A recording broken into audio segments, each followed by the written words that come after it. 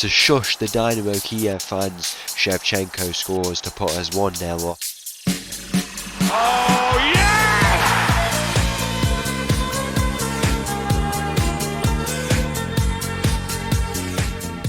Hello and welcome back to another episode as part of the Corners of Europe Challenge, and welcome back to Shakhtar, where in today's episode we have got our 2040-41 season preview, the first full season in the 2040s decade. It's going to be a very good preview, let's just say that. And then after that we've got a game in the Super Cup against Dynamo Kyiv. What a game to start off the season with. We've already got an opening day win, 3-0 win against Alexandria there, which takes us to joint top in the league table. But obviously it's a new season off the back of what was a disappointing one, but I'm really excited to show you some of the players we brought in. It's been really good summer for us, and it's still going to be good. I think by the next episode you could see potentially one player in and one player out, and some big names at that, depending on how this remaining month goes of the transfer window, because a lot of the transfer business was actually conducted before the window opened months ago. A lot of it was done, but it wasn't actually revealed, and even despite that, there's still a month left, and it's a thing you tend to forget. I mean, we can take a look at our transfer history and see the last year that when we brought players in, if there's dates for it. I mean, we brought in a player in September, Anderson.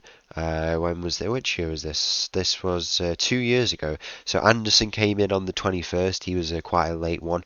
Last year we had Barreto join us late, and Cam Mindo joined us after this date that we find ourselves in.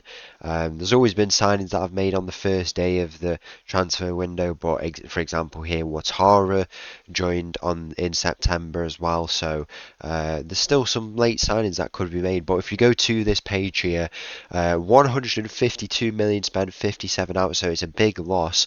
We made quite a big loss there, quite a big loss there, quite a big loss there, and then that was the last season where we really made a profit.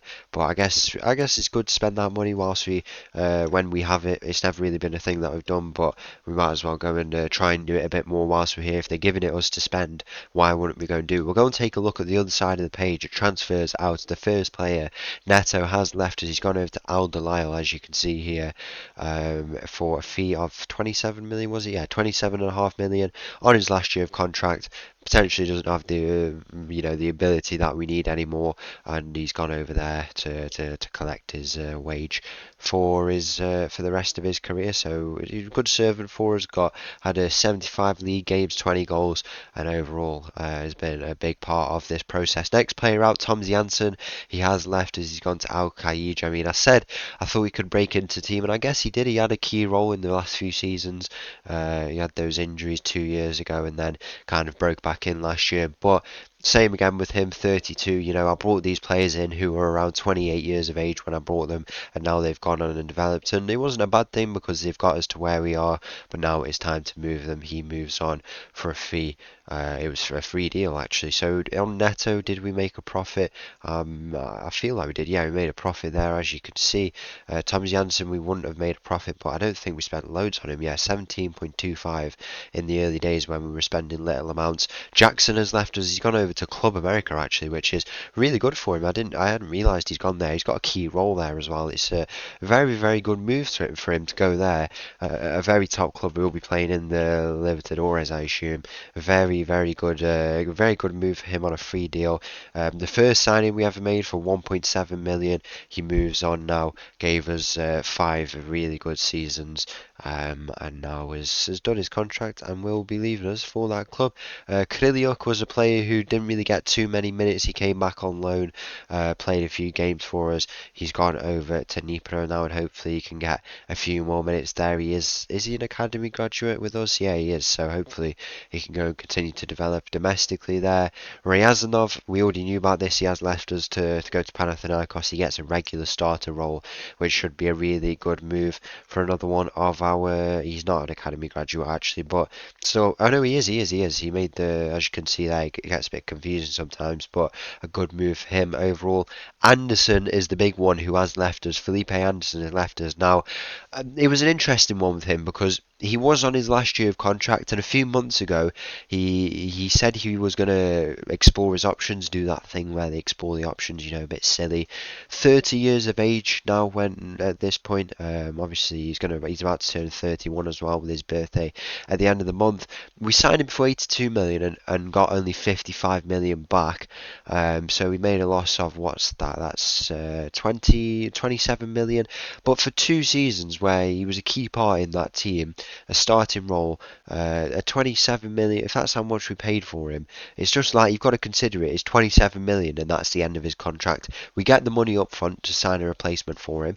It's a bit of an annoying one. I would have liked to have kept him, but at the same time, I think it's a reasonable deal to let him go, and he has gone and left Al Ittihad, as you can see there. And then finally, Rudenko has gone out on loan, which it's an interesting one what's gone on with him. So first of all, I think I'll explain the other reason why it's this reason that I was going to say, but I'll explain that in a second. But in terms of why I let him go out on loan, I think last year he had a really, really good season for us. But you'll see with the players who we've brought in, as you can see there, 7 goals, 6 assists. He had 11 starts in the league, which I felt like he got more minutes than he did. Only 11 starts is quite surprising, really.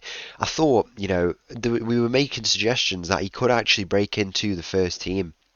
It's something that was definitely possible, but with the signings that we've made, 2 new right wingers, that's what I'll give away for now. I just thought, there's not going to be a big role for him. The only thing he'd really fulfill at this point, maybe domestically. I would like to give him those minutes, but it only would have really been in a starting role or a lot off the bench, and I think he has got the quality to play continentally. So I've let him go to Ankara Gusu, who are playing in the Europa League there, as you can see, and I assume they will do quite well for themselves. I'd like to think. If we're going to take a look, they got into qualifying there. Did they also get? They didn't actually make it here, but they got into a round of 16 a few years ago. So they're in the Europa League. If they can have a good season, they've got their qualifying game here. If they can have a good season and get into the Europa League or the Conference League, I assume that was the playoff. That is a third round qualifying, so they should be able to get into one of those. He is a star player. That's what they consider him. I'm fairly certain. He's agreed as a squad player, but that's not true at all. I did agree a better role for him, and if he doesn't, I will recall him. I think it's a very, very good deal because he could go and be a very key player there at that club, and potentially even break into the first team next year. It just guarantees him those minutes where he might not have got at the club at the moment with with the emphasis on attack that we've made. So I think it'll be a good move overall. There's definitely things that he could have stayed and got minutes, but I think there's positives. Whatever, I think he's in a really good position in his career to continue to develop at 22 years of age, and come back to the best team in Ukraine. I think he's got a lot of good options, and this is probably the best one he could take at the moment. So we've let him go. It's a shame because I really do like him. He is a bit of a cult hero for us, but he will be back. Could be back in January, depending on how it goes, and we'll be very closely tracking how he does in his time there. Now for the transfers in, that was very interesting. Transfers out section. Some of these signings are absolutely crazy. The players who we brought in. Is there anyone? No, there isn't anyone on the other side. The first player we brought in, Souza. He has come in from Real Sociedad. He's a former Sao Paulo player as well. He's also played for a few other Brazilian clubs. Nearly 600 appearances. For a club for the clubs. He's not played internationally, but if he has a good season with us, he could. We signed him as a free agent, 31 years of age. He's been to many Champions League rounds with Real Sociedad. Very, very good player. I didn't expect him to have a starting role, but with how things are looking at the moment, especially at the start of the season, he could get a starting role. He's a very tall, physical defender. Technically, he's not the best, but I think he has got some real good qualities. And at 31 years of age, with all that experience, for free deal, I think it's a very, very good deal in the end for us. I'm very, very happy with that. Playing him as the traditional defender, could potentially try and implement ball playing defenders. I think on a free deal, very, very good. I'm very happy with that. Next next player we've brought in, Craig Harvey. He comes in as a bit of a squad option. 28 years of age, a Scottish international. He was formerly of Liverpool. He is a Liverpool Academy graduate. Played a few years with Bournemouth. Was a key player there, as you can see. He's got some really, really good technical abilities. I think he could be a good player off the bench, and we've brought him in to, be a bit of a good squad option on that right side. And with that ability, as you can see, some good qualities, particularly in the crossing and the dribbling, his first touch and technique there. And also, he is quite a fast player. He is quite a traditional winger, and also for another free deal, I think is a very, very good. The next player we have brought in, I'm just gonna look at the name. Look at the name. Look at the name there. We'll go and take a look at the next gen list. He was the next gen winner. We have brought in a next gen winner, and the last next gen winner we brought in was none other than Miguel Angel Lozano, as you can see here. We have brought in Winston Zeldenrust. What a name that is, by the way. It's such a nice name. Winston and then Zeldenrust. What a cool last name that is. He inherits the number 9 shirt. What a player we have got our hands on here. He is an elite striker. He's gone to the Euros with the Netherlands. That's something I'll get into in a second. He's a PSV graduate. 20 goals. I think he had a really good, as you can see, 19 goals and 10 assists last year in the league for PSV Eindhoven. For 50 million, that was his release clause. I think it could be a bit of a Haaland situation. I mean, he is retired now, but I don't know if we'll be able to see his career stats. I don't know if it will show us. Will it show us? I don't think it will. But if we go to his history now, his transfer fee was like 57 million, which is what a deal it was. There it was, 51 million. I think we've got a bit of a Haaland situation on our hands. 10 caps already at 19 years of age. He's got some amazing qualities. You just look at all that green in there. Technically, mentally, and physically. Bit on the smaller side, but I'm not bothered. What a player we have. I'm so excited to bring him in, and I think we just have to see him play, because what a player we have managed to bring in Winston Zeldenrust. The next player we have brought in is Jean. We've brought in Jean from Real Betis, just simply Jean. He is Brazilian, and he's looking like a very, very good player. We brought him in for a fee of 70 million, so quite a price we paid for him, to be fair. 24 years of age. He is looking like a very good player, technically a real technical winger, can also play in that position in the hole there. So 70 million is quite a lot. It's because of the release clauses. Most of the players I sign are usually because of release clauses. If we take a look at Zeldenrust is, Jean is, the next player is, I think, as well. And then the next one, who's a very interesting one, I don't think he was, but release clauses, I think, although it overprices the player, at least you can get a deal. Overall, I think we've got a very, very good winger here on the right hand side. But obviously, you can see the pattern that's forming here. I'll show you the tactics shortly, but you can see the pattern that's happening in terms of the attack that we're trying to make here. Overall, good finisher, good first touch, dribbling, pace, all that. He's still got potential to develop, and for 70 million, he could be a very, very good player. The new number 7, Jean, who's coming to the team. Overall, a very, very good player that we've managed to get our hands on. The next player we have brought in, Lucas Monzon. Now, he's an interesting one, actually, because he's coming from Fenerbahce, obviously a club who have got a real big backing, and it feels like there's a lot of hype with this guy. He isn't going to have a starting role. I think, well, you'll see. I'm not sure about his starting role, but he will definitely get lots of minutes. Maybe he will get a starting role. We'll have to see. Obviously, it's only the start of the season. He is looking like a very good overall player. Another attacker. He's at a similar level to Jean. We brought him in for a fee of 30 million from Fenerbahce, and that's a very, very good price if he is going to be a squad player. He is Spanish international. Has he got any caps? But he hasn't got any caps. But 29 years of age, at the peak of his career, for 30 million, I thought it would be a really, really good rotation option, and that's why we have brought him in. And the final player we have brought in. You might be familiar with that name. It's Vyacheslav Lebedev. We have brought him back in for a fee of 1.8 million. So we had him at Tromsø. We brought him for 700,000 from Shakhtar, and he played that Conference League final for us. And then he went to Sporting, made 4.1 million for Tromsø. Never really broke out there, so he came over to us for 1.8 million. And I think it's a very good deal because we already know what he can do.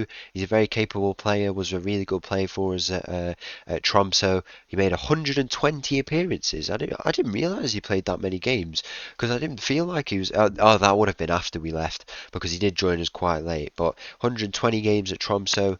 29 years of age. We bring him in as a bit of a domestic option, but a really consistent one at that. It's nice to see. I mean, if he has a good few seasons, he could make himself a bit of a corners of Europe hero. If he gives himself a good season, overall a very good deal. It's nice to tie him up and welcome back to the corners of Europe and universe to Lebedev. So that is our transfer window. One player still potentially to leave, who I'll tell you about now, and then one player we could bring in. I'll only show you that if we bring them in. The player who could potentially leave us is Julio Ochoa. Now, if he does leave us, I am not going to complain at all because he does my head in. He does my absolute head in. He just wants to leave all the time, and it's so annoying. Look at his, where is it? His dynamics. Look at that. Just in the red all the time, and he just wants to leave all the time. I'm his favoured person now, very close, but he just doesn't want to stay with me. So if he wants to go, he can go, and it's just annoying. I mean, I don't know what's he saying. It has no strong feelings about the squad support for the manager, so he doesn't even support me. But I don't know. I don't really know. I don't know. If he wants to leave, I'm not going to stand in his way. But if he stays as well, I would really like that, to be fair. But he's just getting on my nerves. He's getting on my nerves because he wants to leave all the time. Even Lozano set aside, he's an elite player. Lozano is better than Ochoa, arguably. Ochoa just gives us those long range goals and a bit more. But I'm just letting out my frustrations a bit. You've just gotta let it go. Lozano let it go. Enrique let it go. But this guy just wants to leave all the time. I don't know what to do with him now. We had an offer for 140 million for him, and the thing I hate probably that maybe the most about transfer interactions is the fact that if I put a bit more than 140 million, they just cancel the offer straight away. How am I supposed to know that that's their capacity if that's what they're offering? I wanted 160 million from Newcastle and they cancelled it. I couldn't believe it. I could have got 140, but I didn't. If 150 comes in, maybe even if 140 comes in, I think I'll let him go. We obviously had the Anderson money where where we're going to try and sign a new centre back. We've got Sousa, but I'm thinking of one more player to give competition to him. And then we've got, Ochoa, who we signed for 75 million. At least we're getting reasonable offers for him now, because in the middle of the year we got crazy offers for him, like 50 million or whatever, which was just crazy. We bring him in now. We brought him in for 75. We could sell him on for 150 million if that's the offer. I would not stand in his way at all. I hate losing elite players because it's never guaranteed that you can find them. But the dynamics at the moment. You can take a look. He's the only player unhappy. Everyone's happy at the moment. I just think he is a bit of a cool hero for us. Those long range efforts that he gets, but. Is it his time to go on to an elite club? I guess he can go there and regret when we win the Champions League. If someone comes, I mean, clubs have started to get interested again. Clubs were interested and then they weren't, and now they are again. I don't know if Newcastle are there. No, they're not. But if I don't know what they're saying. Is anyone willing to make an offer? Porto is saying a loan. I'm not going to let him go on loan. Everyone just needs to get their money up. That's what they need to do. But yeah, it's just so annoying because it just can affect the whole transfer window. This year it's not been too bad because we had a poor season. Everyone has not wanted to leave or had offers and stuff. And even Ochoa has dropped his interest in joining Newcastle. Anderson was going to go Chelsea, but I bet he didn't want to now that he's gone to Al Ittihad with all that money he makes. But I don't know. I guess he just needs to just grow up, man. What's he doing? Anyway, that's that done. Now it's time for the tactics, and I've gone and changed it a little bit. We're going to a flat 4-4-2, 4-2-4, whatever you want to call it. I consider it a bit of I don't know. It's a 4-2 wherever them two want to play, and then the two up front, because I wanted it to be a flat 4-4-2, because Rysakov on the left. Now this is not the main team, because obviously domestically we have to rotate a team, and that was a bit of a problem, because in the first game in, I went in with 10 foreigners, and then I realised my mistake by letting Rudenko go. That's the thing I was going to say. I realised my mistake, and I let him go, and that was a problem, because obviously he can I need him there, because I need him to play in place of Jean, for example, but he's gone, and I can't help that now. I've got a few players who've obviously come in, some of the youth boys I've brought up, Lebedev, and then potentially another Ukrainian who we can bring in. Rysakov is there now. How this team would look, I'm just going to leave this like this. You'd have Shevchenko and Zeldenrust pairing each other. Rysakov on the left. I wanted him deeper because he's good defensively. Jean a bit deeper, but he can't do it. So these will kind of move across here, move across here. You've got the two in the midfield, Ochoa and Lind. Antonio could get that starting role because he is very capable on his left foot, and he's got lots of ability. At 32 years of age, he's still got a lot of ability. He's been with us a long time. We know what he can do, so he could genuinely have a claim for being there. We've got if we go and change this back, obviously Lozano. It would be Souza for now, then Cortazar, and then Enrique. So I think you'd have to see it, and I'd have to explain it in game a little bit more. And I think that's what we're going to go and do. We'll go and play the Super Cup final up against Dynamo Kyiv. So the team for this Super Cup final against Dynamo Kyiv starts with Enrique in goal, backline Antonio, Lozano, Lebedev gets his debut today, and Cortazar. We've got Ochoa, Kravchuk in the midfield, Shevchenko, Jean on the wings, and up top we've got Kuzminik and Zeldenrust. Kick off here in this Super Cup final. That was a very, very long, preview. I appreciate that. Thank you. If you're still here, thank you very much. But the thing is, I am really I'm really, really impressed with those signings, to be fair. There's still transfer activity to go on as well. Obviously, we've lost Anderson, we've lost some other players like that, but the depth that we've got now, you can take a look at the bench for yourself. We have got some big players on that bench now, and obviously with the domestic rules and stuff like that, you can't even see the full strength side.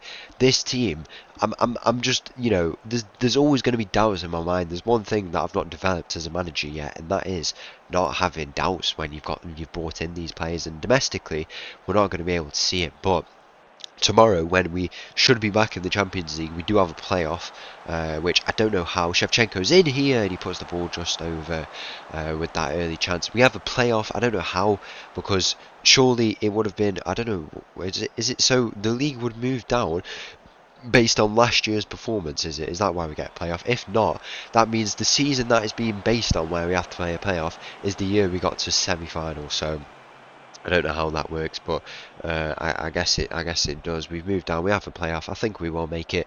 Tomorrow you will see how good this team should be. It should be. Obviously, it's still got a gel. The tactic has changed a little bit in terms of I actually don't know what's changed particularly. I changed hit early crosses because you have those two strikers now. The two strikers thing is because I think they will complement each other really, really well. You've got Zeldenrust, who is a really good just finisher. But then you've got Shevchenko, who's I can't emphasize how complete he is. We can play him in multiple roles. How I do play him is something still to be determined. He will go on the left side, I think, as a left footer, because if you've got the wingers coming in and sitting quite narrow, if they play those balls in behind, because I've put them on support duties. So here's Shevchenko at the back post, and he scores in the Super Cup final to shush the Dynamo Kyiv fans. Shevchenko scores to put us 1-0 up here, and that has silenced a lot of this stadium. It's obviously Dynamo Kyiv Stadium, and he's just scored in front of their end as well. That is cold from him, let's just put it that way. I think he putting if they sit narrow and sit maybe a bit deeper, we're going to be looking at crosses and through balls, and with the through balls, you kind of want to have it if it's on either side. The striker can either side of the striker, they don't have to kind of adjust their body to get it on their stronger foot, because Shevchenko's right foot is not that good. I know he's playing inverted winger today, but that's just because of domestic rules. Zeldenrust with a free kick, he just puts it over there. But yeah, I think it just makes sense. Don't do inverted strikers, because that just just doesn't exist. And then the wingers sit kind of narrow, kind of play in the hole, the in between the lines. They play in that area there, but then can also fill up their defensive duties. I think the 4-4-2 could be the way to go forward. It gives us a kind of a whole different thing. It is. I would consider it more of a 4-4-2. It's just that players who can play like right wing can't play a little bit more defensively, even though like Rysakov, I know he can, but he doesn't says he can't, which is it just doesn't make sense. We're going to go make a few changes here. We'll bring on Lind in there, swap these two around, and then I think we'll bring on Zharov there. And I think we'll bring on, who's missed out? Is it Cortazar? No, Cortazar's just come off. I think we bring on Sousa for Lozano. And then I think we bring on, I want to bring on Monzon, see how he does. Give him a few minutes. Who we playing for is the question. Can we do that? We can do that. And then I think we'll bring off Kuzminik, who is not going to have the role that he had last year, unfortunately.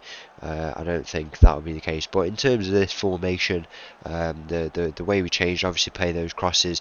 It's kind of second balls and stuff. You play that ball in to the kind of relatively tall strikers, quite physical strikers. If one misses it, the other gets the second ball and should be able to put that away. And I think the wingers will have an important role in this. It gives us a good shape in terms of how we set up for the press as well. It means we can go narrow if we need to, depending on how we transition from the kind of attack to the defense. Because if we're sitting quite narrow in the attack, we can transition however we want. Really, we can stay narrow, or we can go back out wide because we've got that option with the wingers. The wingers have there's an emphasis on them now that we go two strikers as well, because it gives us it gives an added role to the strikers. They can be a bit more, they have more to do, but they can also be a bit more kind of flexible in what they do as well, which I think will be important. We've conceded a late penalty and we will be going to penalties potentially for the second consecutive Super Cup final. I have a feeling we did last year as well. The penalty is gone into the top right corner. That strike from Dynamo Kyiv, very, very impressive, and we could be about to go on to penalties here in this game. I mean, it's not the best first display, but the best teams, I guess, they have a lot of slow starts, and that's what this team is having. The one thing I forgot to show you is the Euros and the Copa America. Now, Cam Mindo, I went to his final. I tried to go to both, because Spain and England were playing, and we've got players in both of the finals, and I tried to go to both of them, but the Copa America one, you have to fly and stuff, don't you? It sent me to the Copa America one, but I didn't go to the Euros one. Cam Mindo lost the final to Brazil, which was a shame for him. He had a really prominent role in that team, and in the other one, England got revenge on Spain, so Lynn got a medal for himself, and who lost from Spain? It was Lozano, Ochoa, Cortazar, and I have a feeling someone else. I'm not too sure who, but those were definitely three who went. I'm not too sure if someone else went, but yeah, we got at least a medal out of a potential of what it could have been like 4 medals. But it was nice to see that they did well. Ukraine, the reigning champions, got knocked out in the round of 16. Which was a shame for them, but I guess we can't do too much about that, can we? It's we're not doing much of the domestic work anymore. We still are, to be fair. We brought obviously Ledmeden back, which was always nice it's nice to see him back, because he was a really good player for us, and I've been trying to sign him for a few years actually as a domestic option. So overall, I think it is a really, really good deal. Now, in terms of this game, we are currently down in the shootout. Shevchenko puts his penalty away, as he does. We need a save here from Enrique, who is just really class for us, really consistent. So if there's a time for him to get one, it would be now. Gene did miss his penalty, but player steps up and sends Enrique the wrong way. We have very capable attackers on the pitch. I mean, we've got Kravchuk, who's a young lad who's coming up to step up for this penalty. He's had a really, really good pre-season. Can he put his penalty away? Kravchuk sends the keeper the wrong way, and that is a very good penalty into the top right corner. Now well, it isn't now or never, but we could do with a save. I mean, it could actually be the last penalty Enrique faces here. The penalty is sent the wrong way, and Dynamo Kyiv, oh no, we could stay in this. Oh no, it is. Enrique does get one more penalty. It's us who are on to our final penalty. and we need to score here, and to step up will be, I don't know who it is. I don't know who it is. Hopefully an attacker. It is Lind. It is Lind who's come on. So he's not played too many minutes. He played a little bit of this, but you know he's won the Euros. Tucked in shirt, number 8. Go and put your penalty away. Lind steps up and he's put it into the top left corner. And now Enrique needs to come up with a save, or we could lose the Super Cup final here. We've already lost it once. We've won it 3 times, and I guess this is still just a warm-up game. We're playing players domestically. Players, Rysaikov's not obviously played today because he's out with injury, but he will have a role in this. Everyone's still settling in. Also, some people are tired because of the Euro. Let's see if we can get a save here. The Dynamo Kyiv player against Enrique, and he puts it to the left side. The one penalty, the difference here in this game. How did we play overall? We'll have a look at the. Can we get a look at the stats? I don't really want to look at this. We'll skip that. We'll skip that. That's. We'll take a look at the stats if it'll give us a chance to any chance of seeing the stats here. That would be nice. Let's take a look. If we go over to this Dynamo Kyiv game, did we play too bad? I don't feel like we played too bad. Shevchenko had a very good performance for himself. We were not the best, but we're still easing into things. I'm not too bothered. We lost on penalties at the end of the day, and they only had a penalty to get themselves back in the game, and I'm sure that's the only trophy Dynamo Kyiv will be winning domestically anyway, so not to worry. And overall, it's been a very busy episode, but hopefully it's been it's the start of a very exciting season because we have signed some incredible players. So once again, thank you for watching. If you did enjoy that video, please make sure to leave a like and subscribe. I'll leave you with this old tune, and I'll see you again tomorrow. Thank you. Bye bye.